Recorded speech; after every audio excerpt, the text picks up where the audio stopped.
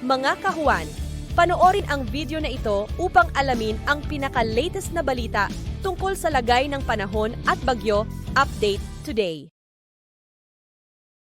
Sa kasalukuyan nga, may dalawa tayong bagyong minomonitor, isang nasa loob at nasa labas ng ating Philippine Area of Responsibility.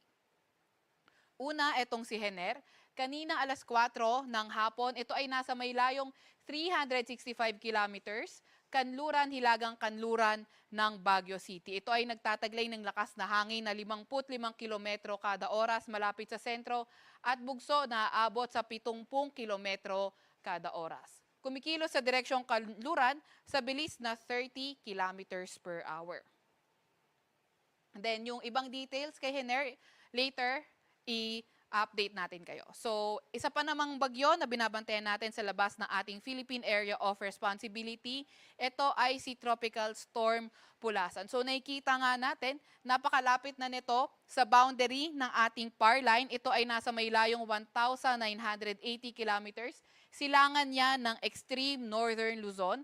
Ito ay nagtataglay ng lakas na hangin na 85 kilometers per hour malapit sa sentro at bugso na abot ng 105 kilometers per hour. May kabilisan at kumikilos sa puntang kanluran sa bilis na 70 kilometers per hour. So, nabanggit nga natin kanina, napakalapit sa boundary ng PAR line. So, hindi natin tinatanggal yung posibilidad ng pagpasok nito sa ating Philippine Area of Responsibility soon. And posible rin naman itong lumabas ng ating Area of Responsibility by tomorrow ng tanghali.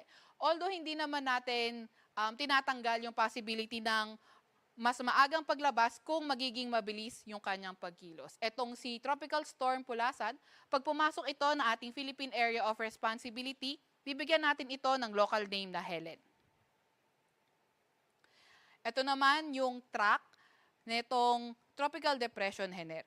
So, inaasahan natin, after 24 hours, malayo na nga ito sa landmass, nasa may 840 kilometers west ng Northern Luzon, labas na ng Philippine Area of Responsibility, and after 48 hours, nasa 1,740 kilometers na ito, kanluran ng Northern Luzon. So, posible ngang lumabas na itong si Hener ng ating Philippine Area of Responsibility by tonight or tomorrow early morning.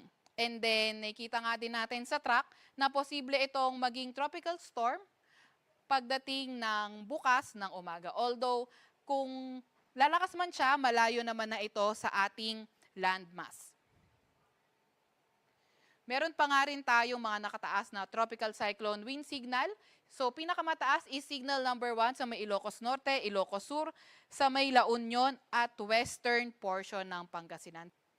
Ano nga bang inaasahan natin? So, may mga malalakas pa rin tayong pag-ulan caused by Tropical Depression Hener, and then itong enhanced southwest monsoon. So, na-enhance pa nga rin siya ni Pulasan, pati netong si Hener. So, heavy to intense rains, 100 to 200 millimeters of rain for today sa may Palawan, Occidental Mindoro, Aklan, Antique at Negros Occidental. Moderate to heavy naman sa may Cordillera Administrative Region, Cagayan Valley, Ilocos Region, Bicol Region, Zamboanga del Sur, Lanao del Norte, Lanao del Sur, Maguindanao del Norte, Maguindanao del Sur, at ang nalalabing bahagi ng Mimaropa, nalalabing bahagi ng Western Visayas, at nalalabing bahagi ng Negros Island Region.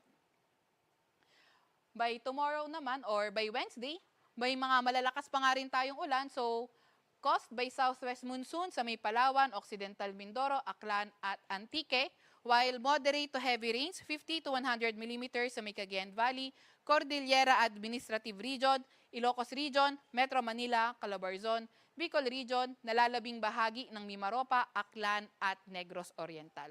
And then by Thursday, southwest monsoon na nga lang yung nakikita natin magdadala ng mga malalakas na pag-ulan. So heavy to intense, 100 to 200 millimeters of rain sa Occidental Mindoro, while moderate to heavy, 50 to 100 millimeters na mga pag-ulan sa Metro Manila, La Union, Pangasinan, Zambales, Bataan, Cavite, Batangas, Quezon at sa nalalabing bahagi ng Mimaropa.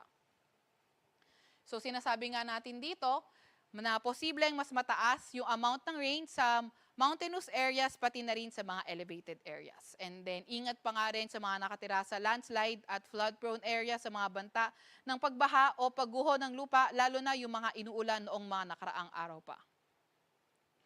Meron nga din tayong inaasahang malalakas na hangin dahil sa na-enhance na southwest monsoon o habagat.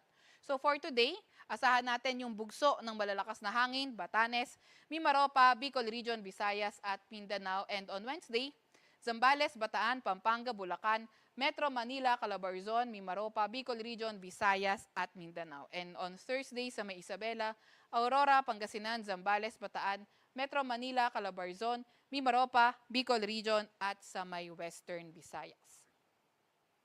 Meron pa rin naman tayong areas na nakataas ang gale warning.